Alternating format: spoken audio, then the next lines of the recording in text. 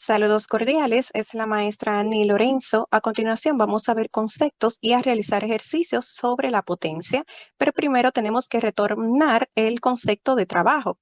En física, un trabajo se realiza cuando sobre un objeto aplicamos una fuerza y obtenemos que éste se desplace en la dirección de esta fuerza. Sin embargo, no importa el tiempo que duremos realizando el trabajo. Por ejemplo, en esta grúa no importa si él tarda en elevar la carga, ya sea 2 minutos, o una hora, o un día, o un año, no importa el tiempo que tarde en hacerlo, va a realizar el mismo trabajo, ya que no depende del tiempo.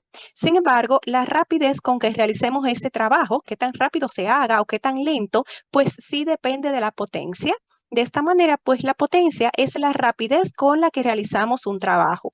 Por eso, matemáticamente se representa como la división o el cociente de trabajo entre tiempo. De esta manera podemos ver que, por ejemplo, despejando el tiempo, obtendremos que es igual al trabajo entre la potencia. Y con esto vemos que si el tiempo se mantiene constante, pues el trabajo y la potencia van a ser directamente proporcionales. ¿Y esto qué nos está diciendo? Que si un aparato o algún objeto pues tiene mayor potencia, pues el trabajo que realice va a ser mayor. Por ejemplo, un motor eléctrico, mientras mayor sea su potencia, pues mayor trabajo va a realizar. Por ejemplo, un refrigerador, mientras mayor sea su potencia, pues más va a enfriar. Pero de igual manera, de la misma ecuación, si despejamos el trabajo, vamos a obtener que es igual a la potencia por el tiempo. Y de este modo, si es el trabajo el que se mantiene constante, entonces como es igual al producto de la potencia del tiempo, pues quiere decir que la potencia del tiempo, si el trabajo se mantiene constante, pues son inversamente proporcionales. Y esto nos está diciendo que entonces, mientras mayor sea la potencia, pues menor va a ser el tiempo en realizar ese trabajo, ¿sí?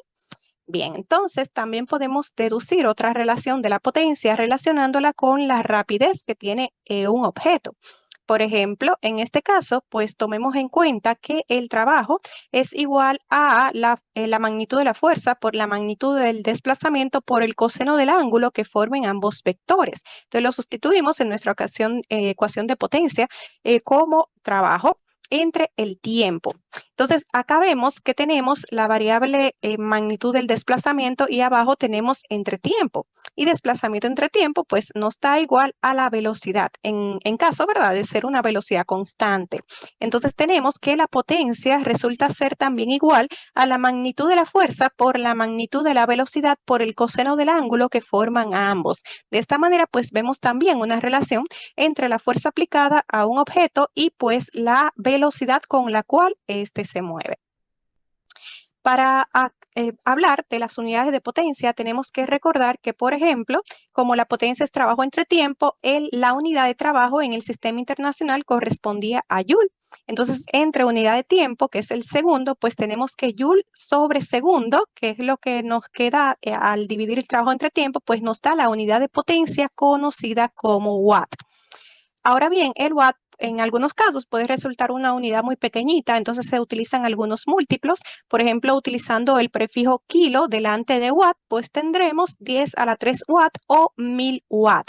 ¿Sí? Entonces, generalmente, pues para potencias mayores, pues se tiende a utilizar delante de la unidad de watt el prefijo kilo para así indicar pues 10 a la 3 veces esa unidad de watt. Por ejemplo, si tenemos un valor, una potencia de 20 kilowatts, pues se refiere a 20.000 watts de potencia. También otra unidad de potencia en el sistema inglés es, por ejemplo, el caballo de fuerza, abreviado como HP, las iniciales de caballo de fuerza en inglés, horsepower, y esta equivale a 746 watts. También debemos analizar otras unidades, en este caso una unidad no de potencia, sino de trabajo, porque muchas veces se relaciona con la potencia, pero debemos tener cuidado.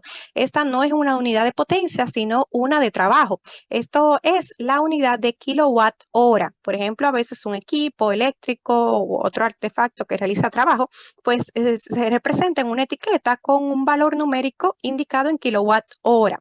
Realmente, aunque podremos de ahí deducir la potencia, no es una potencia, es una unidad de trabajo. Por ejemplo, el kilowatt hora tomemos en cuenta que el kilowatt, ya habíamos dicho, el prefijo kilo equivale a 1000 o 10 a la 3 watt, entonces por una hora. Entonces, esta expresión nos está diciendo que, por ejemplo, tenemos que el watt, esta unidad, habíamos visto que es joule sobre segundo. Entonces, podemos sustituir 10 a la 3 watt por 10 a la 3 joule sobre segundo. En una hora tenemos 3600 segundos.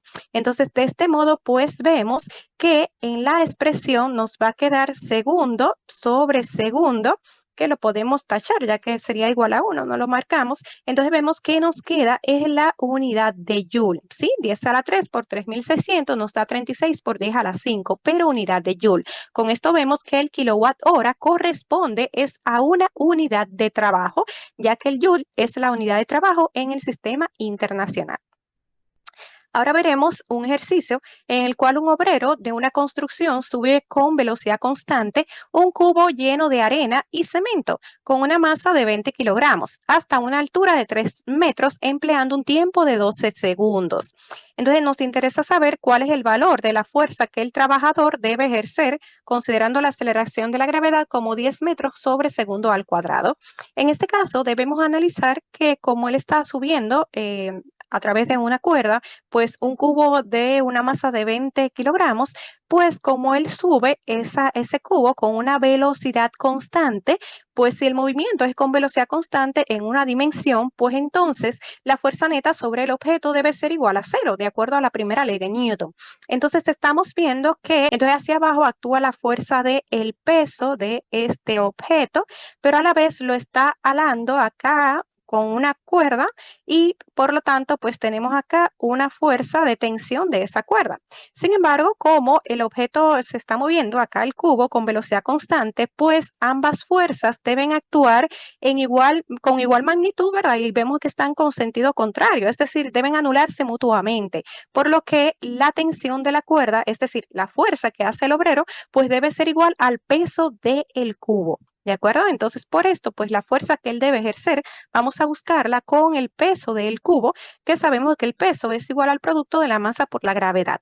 Entonces tenemos la masa del cubo 20 kilogramos por la aceleración 10 metros por segundo al cuadrado, nos da 200 newton. Entonces la fuerza que el obrero debe ejercer es de 200 newton.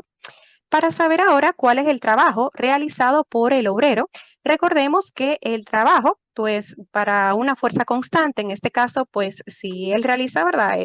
Esa tensión o esa fuerza y se mantiene el cubo subiendo con velocidad constante, pues la tensión de la cuerda va a ser la misma. Y para una fuerza constante, pues tenemos que el trabajo es igual a la magnitud de esa fuerza constante por la magnitud del desplazamiento por el coseno del ángulo. Si tomamos en cuenta, pues, la tensión de la cuerda, ¿verdad? La fuerza que le está haciendo, que es ascendente, a la vez el cubo se está desplazando de manera ascendente, pues tenemos que la tensión y el desplazamiento, pues, tienen la misma dirección y el sentido, por lo que el ángulo que forman es de 0 grados, ¿de acuerdo? La fuerza hacia arriba, la del desplazamiento también, en la misma dirección y sentido, pues nos da un ángulo de 0 grados. Y el coseno de 0 es igual a 1. Por lo que tenemos 200 por 3 por 1, que es igual a 600 joules. Entonces, el obrero realiza un trabajo de 600 joules. Finalmente, para saber la rapidez con la que el obrero realiza ese trabajo, es decir, para saber la potencia que realiza, pues recordemos que la potencia es el trabajo entre el tiempo. Y pues ya tenemos que el trabajo que realiza es 600 joules entre el tiempo que tardó en realizarlo, que es 200 segundos. Entonces tenemos que, por lo tanto, el obrero realizó una potencia, desarrolló una potencia de 50 watts. Veremos ahora un segundo ejercicio en el que se nos indica que la potencia de un motor eléctrico es de 60 horsepower y nos solicitan la magnitud de la velocidad constante en la que puede elevar una carga de 7.500 newton, ¿sí? Entonces, para esto, pues tenemos que tomar en cuenta, primero acá nuestros datos nos dan la potencia de 60 en la unidad de horsepower y nos dan la fuerza acá o el peso de la carga de 7.500 newton. Entonces, como nos están relacionando la fuerza con la velocidad y la potencia, pues vamos a utilizar la segunda ecuación de potencia que vimos, que nos dice que es igual a la magnitud de la fuerza por la de la velocidad por el coseno del ángulo que forman ambos. En este caso, estamos viendo que como el motor eléctrico está elevando a través de una cuerda, pues un objeto una carga de 7.500 newton, pues tenemos que el motor está tensando la cuerda, es decir, está ejerciendo una fuerza en sentido ascendente, y a la vez, pues la carga la está levantando. Entonces, la fuerza y el desplazamiento tienen también la misma dirección y sentido, por lo que el ángulo formado entre ellos es de 0 grados. Entonces, ya tenemos acá en nuestra ecuación que sustituir el ángulo por 0 grados, y el coseno de 0 es 1, por lo que la potencia nos queda igual a la magnitud de la fuerza por la magnitud de la velocidad. Sin embargo, antes de nosotros tomar en consideración que la velocidad, por lo tanto, va a ser igual despejando a la potencia entre la fuerza está multiplicando, pasa para el lado izquierdo dividiendo, pues la velocidad va a ser igual a la potencia entre la fuerza. Y aunque tengamos ya los valores de la potencia y de la fuerza como datos, tenemos que tomar en cuenta que no están en un mismo sistema de unidades. Por ejemplo, el newton es una unidad de la fuerza en el sistema internacional, mientras que el horsepower, HP, es una unidad de potencia en el sistema inglés. Entonces debemos convertir la unidad de horsepower a la unidad de potencia en el sistema internacional, que es el watt. Entonces, para esto, tomamos en cuenta que en un horsepower, un HP, hay 746 watts. Entonces, colocamos lo que queremos convertir con esa equivalencia. 60 horsepower, lo que queremos convertir, pues lo multiplicamos a la equivalencia, que nos dice que en un horsepower hay 746 watts. En este caso, como HP está arriba, pues coloqué la equivalencia con HP debajo para que se nos pueda eliminar, ya que una unidad entre ella misma es igual a 1 y pues lo podemos, ¿verdad?, tachar. Entonces nos queda 60 por 746, que equivale a 44.760 en la unidad requerida de watt. Entonces ya sí podemos sustituir en nuestra ecuación y nos queda que 44.760 watts entre 7.500 newton, pues equivale a 5.97.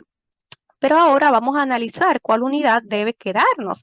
Por ejemplo, ya lo tenemos en un mismo sistema de unidades, por lo que sabemos que la unidad que nos va a dar pues es la correcta, pero analizamos cuáles. Por ejemplo, estamos dividiendo la unidad de watt entre la unidad de newton. Y recordemos que el watt equivale a la unidad de joule sobre segundo. Y a la vez abajo tenemos el newton. Entonces debemos recordar que a su vez, pues el joule es igual a newton por metro y pues abajo nos queda segundo y newton. Con esto vemos que newton entre newton, una misma unidad entre ella misma es 1, lo podemos tachar y nos queda entonces la unidad de metro sobre segundo. Entonces, efectivamente, pues la unidad de metro sobre segundo es la unidad de velocidad en el sistema internacional.